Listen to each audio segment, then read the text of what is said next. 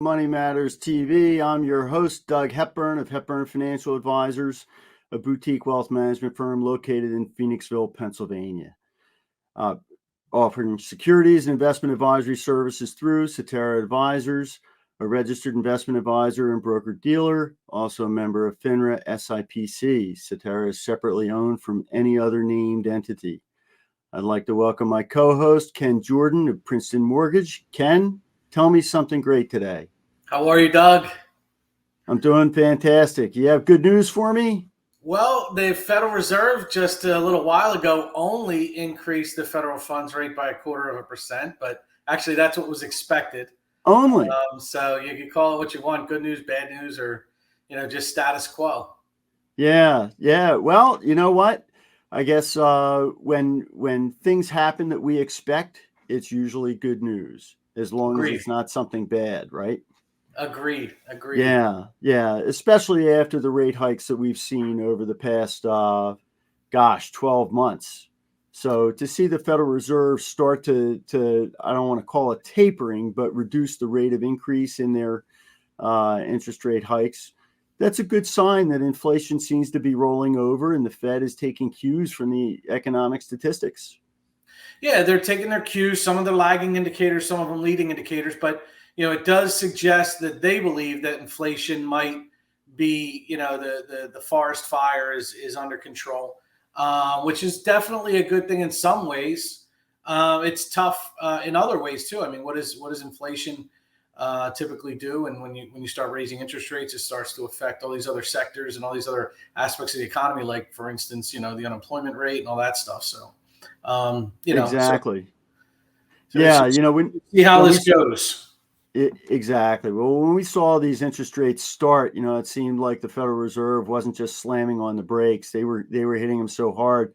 We were afraid the economy was going to hit the dashboard head first. But fortunately, that hasn't happened. Things have continued to be strong. In recent news, we saw a couple of interesting points that may suggest that that the interest rate hikes are having the intended effect.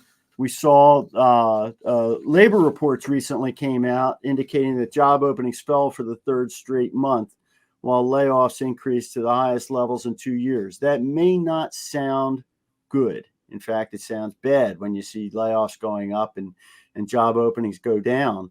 But the biggest concern in the economy when the economy heats up is that we'll create a wage price spiral where people are jumping from job to job for higher wages. And it's when that happens that inflation really gets embedded into the economy, because employers have to pass that cost on to their buyers, their customers. And so the fact that, we're seeing the labor market cool down a little bit is probably a good sign. The job openings and labor turnover survey, also known as JOLTS, showed 1.6 vacancies for every unemployed person last month. So for everybody who's out of a job, there's 1.6 job openings. And, the Fed's kind of targeting the 1 to 1.2 range, which is consistent with not generating too much inflation. So 1.6 has come down from 1.8. So that's a trend in the right direction. What we don't want to see is get it down below 1.0, because that would mean contraction. And that's, look, I mean, let's face it, the Fed increasing interest rates, it's the intended consequence. Unemployment going up. Right. That kind of, again, there's only a couple ways you can pull money, you can reduce the money supply. One is unemployment, one is interest rate increases, and kind of in tandem, they do slow the economy down, and the hope is, like you said, that it doesn't hitting the dashboard. So we don't go from what do they say? A recession is when your neighbor loses their job. A depression is when you lose yours. So yeah, right. It is part of the mechanism is the unemployment going up. Exactly. Now, a couple more statistics out of that. It seems like small to medium-sized companies, 1 to 49 employees, bore the brunt of it. They account for the bulk of the layoffs that we saw in the last statistics, the last reports.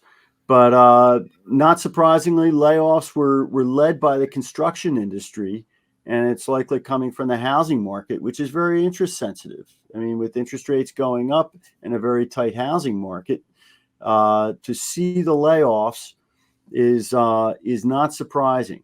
Can't say that it's necessarily good because, you know, if the housing supply continues to be constrained, then, you know, people are still going to have a tough time buying houses, and bidding wars will continue, which, you know, is good for sellers, not so much for buyers.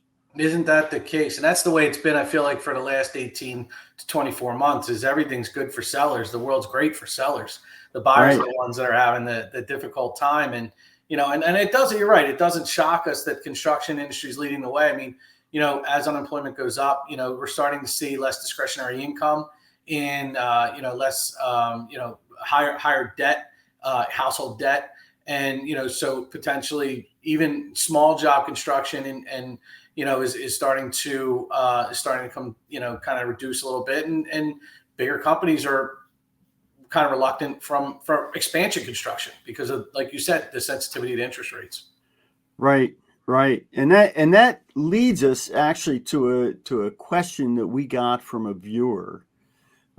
Jay Noble of Philadelphia asks, what's the difference between a fixed rate and adjustable rate mortgage? And I think that's timely because right now people are saying, hey, you know, mortgage rates are so high. Why should I lock into a fixed rate when I may be able to get an adjustable rate?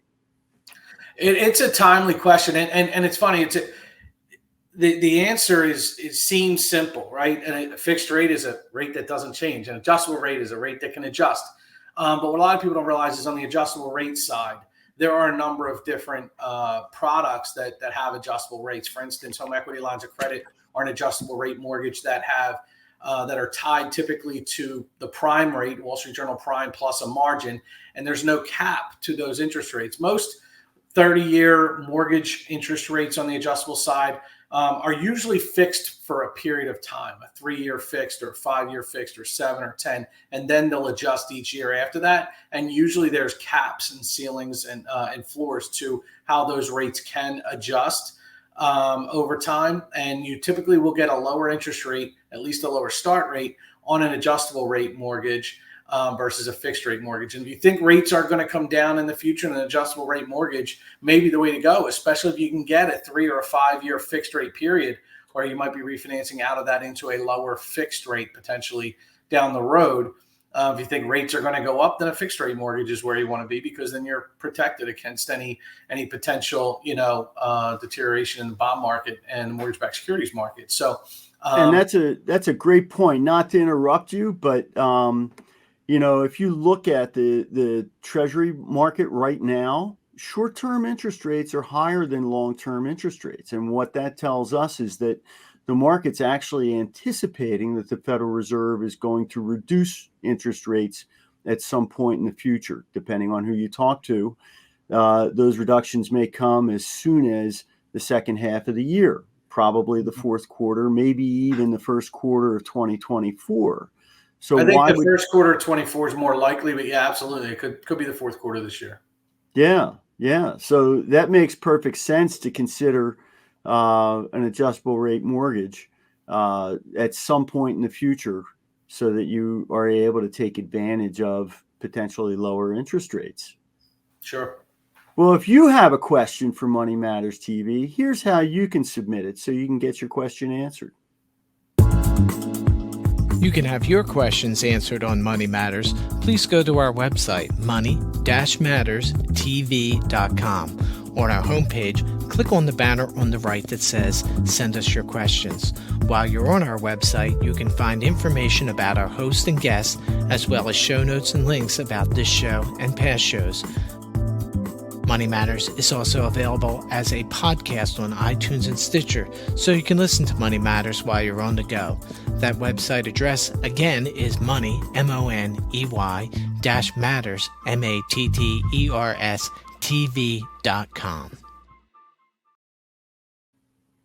Well, with the labor markets front and center on a lot of people's minds, any business owner is thinking, well, you know, I've got X number of job openings. How do I get people that are going to be not only qualified to fill that position, but also show up to work and do a good job. So today we've got an expert in that area, Oz Rashid, who's the co-founder of MSH, which is a global technology and talent solutions provider that empowers people and the places they work and thrive. The company is a leading edge services and support organization in the business intelligence and high quality vetted candidates they need to succeed at a speed and scale others cannot in 35 plus markets across 3 continents. Oz, welcome to Money Matters TV. Hey, Doug. Hey, Ken. How you doing? How are you, Oz? Doing well. Fantastic. You know, we just talked about the unemployment rate and maintaining historic lows for quite some time. It's made it difficult for companies to find qualified candidates. How are employers getting smarter about recruiting and retaining the best and brightest these days? Yeah, I think it's interesting because, you mentioned that the unemployment is starting to rise up, and it was at historic lows for a long time. I mean, I think since back in 1969, it was in this 3.5% range. And unfortunately, I do think it's going to start to creep up a little bit. And I think even some of those numbers were a little bit misleading because I think a lot of the unemployment number was tied to service jobs. And really, if you tie that back to participation rates, which are at their lowest as well, that's where you start to see a little bit of the issues. And so we're seeing some of the layoffs. I think it started in the tech industry. And I think the reason for that is because that was a little bit of a correction. If you remember back in 2020, right. Technology companies started booming and they did a lot of hiring. Some of these companies were doubling in size because everyone was moving with the kind of mantra and thought process that people are going to be they're going to be in their houses using technology for the foreseeable future. And so they hired. And so as the layoffs you started to see towards the end of last year and the beginning of this year in the technology space were really kind of a correction from the market starting to normalize in that space. And then I think you saw consulting companies who were also hiring a lot to support these big technology initiatives. They started to do layoffs. But to your point, now we're seeing in the construction industry. And I think there's just so much uncertainty of what's happening going forward. And while it's always really important to think about how do we put together a great experience to attract best in class talent and then, of course, retain that talent, I think it's really important now. And so I think part of it is identifying the core team members, the most productive team members, having strong analytics to understand the people that you have in your organization and the type of productivity that they have and how they contribute, making sure you're doing everything you can to retain those individuals. That can be financial, but that can also be investing in their development. That can be creating a culture and environment and purpose that they love coming to work. So I think retention is really the big aspect right now. And then as you are hiring, right, I think it's really important to have an important a value proposition of your company that you can properly articulate and show people why you're a great place to work. And so while I think that's something that I've been passionate about for a decade plus now, I see it being more important in this type of uncertain economy more than ever. You know, just to comment on that, because I know Ken has a question for you. We go back to this book from Jim Collins, Good to Great. Yep. Get the right people on the bus and the wrong people off the bus, and get the right people in the right seats. And it seems that for a lot of companies, turnover can be so expensive that to really invest in the good people and help them find the right spot in the company is critical to minimizing your costs from turnover and making a really productive organization. Yeah, I totally agree. I mean, the thing is that the statistics in this space and the analytics in this space, I think, are still rather nascent, rather immature.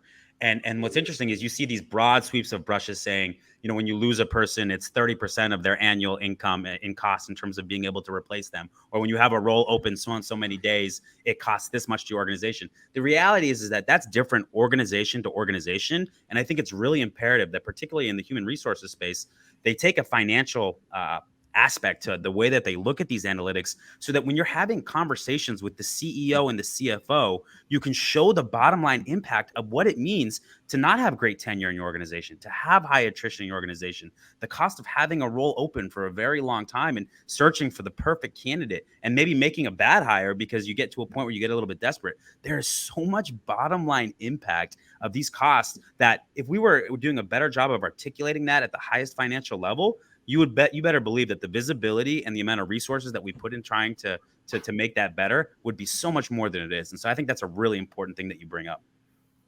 So we want to switch gears a little bit here. So as hiring has cooled, What kind of jobs and skill sets still remain in high demand, number one, and how can these job seekers, what are some things they can do to distinguish or differentiate themselves from the pack? Yeah, I think that there's always moments in work history of leverage, right? Like whether it be the printing press or the computer or the internet and now AI. And I think a lot of times we take a little bit of a nihilistic point of view and say, "Oh my God, this is going to change everything." And really, what it's done is it's evolved things. So this might sound a little counterintuitive, but we talked about all the layoffs that happen in technology, but understanding how technology impacts your job and technology specialist jobs, particularly in the AI space right now, are always going to be hot commodities. Healthcare is hiring quite a bit in the physician clinician space. In fact, there's a big APC shortage in the healthcare space, and so that's an area where there's a lot of hiring. I think What's APC? Advanced practice clinicians, so all different types of right. Okay.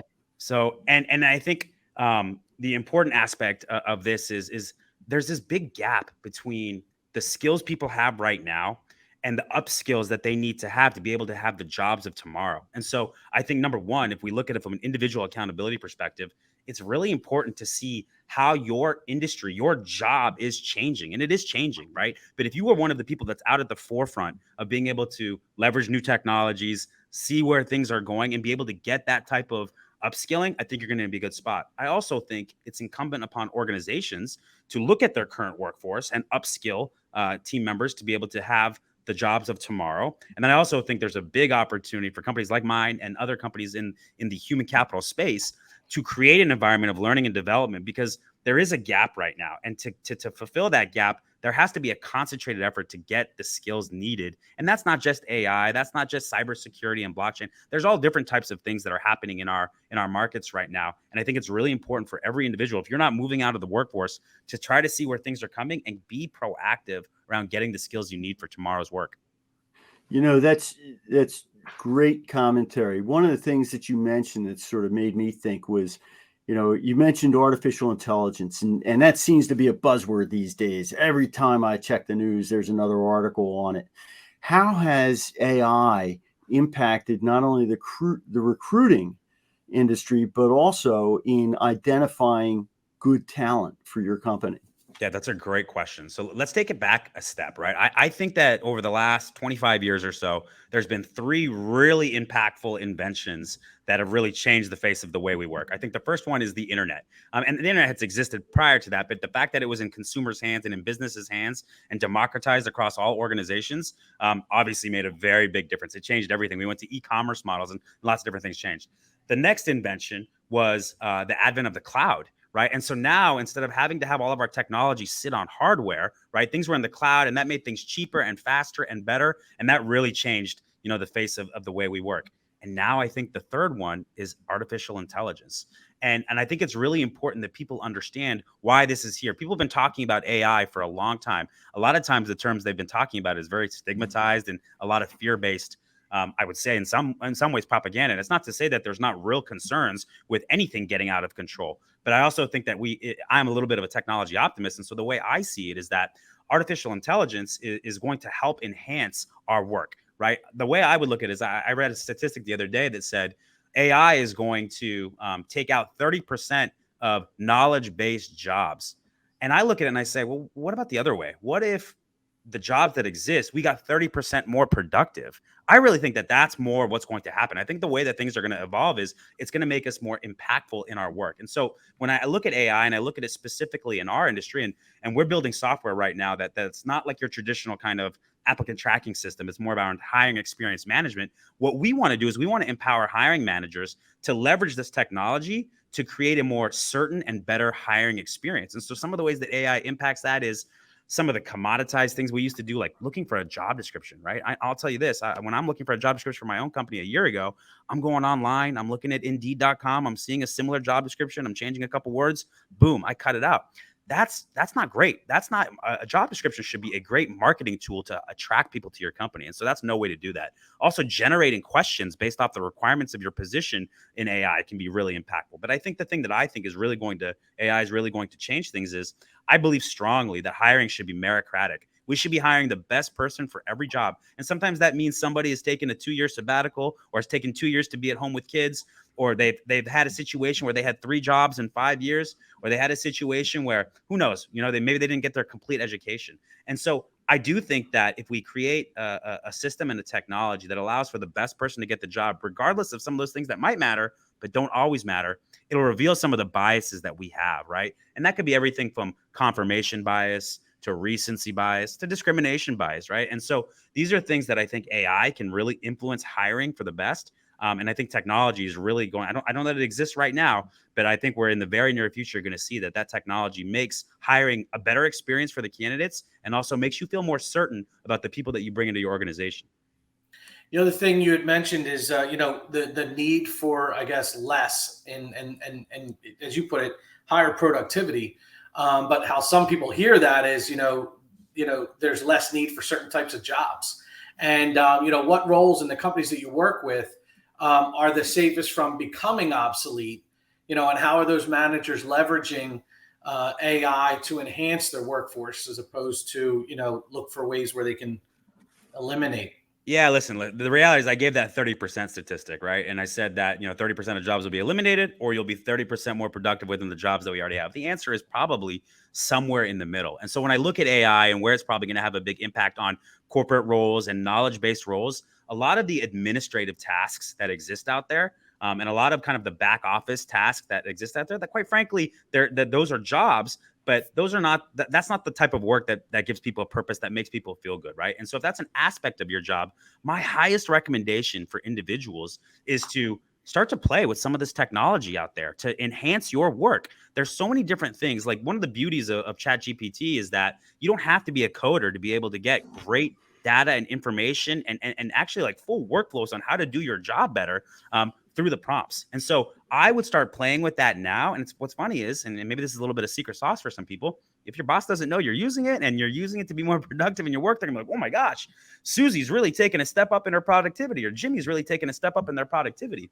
Another way to look at it is like, I know that there's been big investments in legal AI, right? And so do I think that this means we're gonna get rid of lawyers? No, I don't think that's going to happen. As much as some people might want that to happen, I don't think that's going to happen. What I think is going to happen is that when you're a lawyer and you put your case into AI, it can go look through all different types of case study, right? And find like the best and most accurate depictions of the case that you're working on, to be able to better serve your customers and clients. So again, I'm a little bit of an optimist, right? It's probably somewhere in the middle, Sure. but I think it's going to make things better overall. And what my biggest recommendation is for individuals is, don't run away from it. Figure it out. Make it your advantage, because right now we're kind of in a little bit of a situation that's a gold rush. People are going to plant their flag. And right now, if you are out in front and being progressive about your career, you're going to be somebody that's going to be in a good position, based different than the laggards who are not doing that. So your recommendation really is to embrace change, because change is coming whether we like it or not. I mean, that's the universal constant, is change. But also, you mentioned previously that we all have inherent biases in ourselves, and even when you look at some of the AI that's out there, AI is made by humans, so there's got to be a certain amount of bias in there. How do you get rid of those biases so that you make sure that you're hiring the best candidates? Yeah, Doug, it's a really great question, because algorithmic bias is something that it actually exists, and I've seen really negative consequences of this in multiple different industries, right? It's just like anything, right? A tool in the hands of the wrong person can be bad or good in a lot of different ways. And so I think, in my mind, this is why I don't think we should be so afraid of AI, because at least for the very near future, in my opinion, using AI and data to enhance what we do as humans, our own judgment, our own experiences, is the cross section of getting ideal and optimal work. And so it is very important that even with your AI, you can't just set it and forget it. And that's why I think a lot of the ideas of like I talked about with IBM, 30, they're gonna look at their workforce a little bit differently in terms of the positions they hire because of AI. I frankly don't think that's quite possible just at this moment, even for a company with that level of resources, because I do think that there's some level of human judgment that has to be able to be the checks and balances for AI. Now, while AI is making big steps and big progress, I still don't think it's replacing the judgment and experience of a human. It's augmenting it, because I don't think the experience of the human and the judgment of the human alone is good enough either. It's when you bring these two together that I think you can get the best outcome. Along those lines, but switching gears a little bit to data, right? What kind of data are organizations leveraging to get a sense of the performance of their workforce? How's that influencing recruiting right now? Yeah, I did an interview a few months ago, and it was all about people analytics, and an area that I am so excited about. Now, listen, analytics and big data is something that's been around for quite a bit of time now, right? You've seen it in sales, right? You've seen it in marketing, right? Cost of acquisition of a customer, lifetime value of a customer, right? We've seen it in finance. And what I'm excited about is that I'm seeing it start to proliferate on the human capital side and on the people side. And the analogy I would give you that I hope some of our listeners and viewers understand is Moneyball, right? If I look back to baseball and the way that we viewed baseball, say 30 years ago, right? We looked at home runs, we looked at RBIs, we looked at batting average. And if you had good numbers there relative to everybody else, then you were seen as a great player. And what Moneyball did and what Billy Beane did was they started looking at saying, well, what are the real analytics, right? If we splice some of these analytics together, what are the ones that really lead to winning, right? And that led to, having the Oakland A's on a shoestring budget and putting a team together that had these kind of analytics that no one else was looking at to be winning against some of the behemoths in the Major League Baseball, like the Yankees. So what I find interesting is that you're just starting to see this data be collected at the people level. And what's really exciting for me about it is predictive people analytics. Now, again, to Doug's point, you got to be careful because you don't want a minority report situation. You don't want a situation where you're relying too much on these predictive analytics. But I know that right now there is already data a lot of companies are using, and companies that we support, and even within our company, that can look at what is expected churn at an individual and collective level, and what are the signs that usually lead to that, right? What are the traits that are more predictive of somebody that's going to be more productive at our company and more optimal at our company, right? What are some of the predictive ways that we can understand where our market is going, and we can build strategy around that, right? And so those are things that at the people level haven't always been understood. And I think what it's going to do is it's going to open up and unlock the value of an individual, right? Right now, when we get paid in most companies, it's a band that's set by HR based on market, right? And quite frankly, if I'm going into a role and I know that I can have impact of over $500,000 to that role, opposed to, say, hiring person B, shouldn't I get paid along with that, right? And so I think this proliferation is happening, and it's going to open up our eyes to who are actually the most productive people in our workforce. Why are people engaged or not engaged in our companies? How do we hire the best behavioral traits into our organizations, right? How do we better understand our workforce? And as I said at the beginning of our conversation, I think there's a bottom line impact around that. And so I think companies are going to invest in this space. And I think this is an area that's going to be really taking off over the next 5 to 10 years. That's a wealth of information, very valuable. I appreciate that, Oz. One last question, and I got to keep it to 30 seconds or less.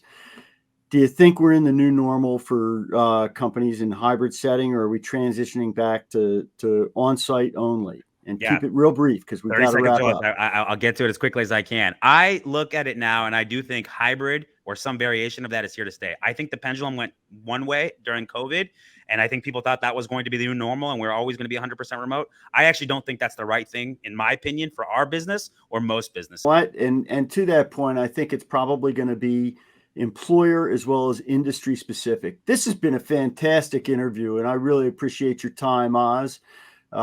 Ken, thanks for co-hosting today. And of course, we thank you viewers for tuning in today to Money Matters TV, where your money matters. Our next guest is going to be Sue Curie, COO of Viron Therapeutics. So we will see you next time on Money Matters TV.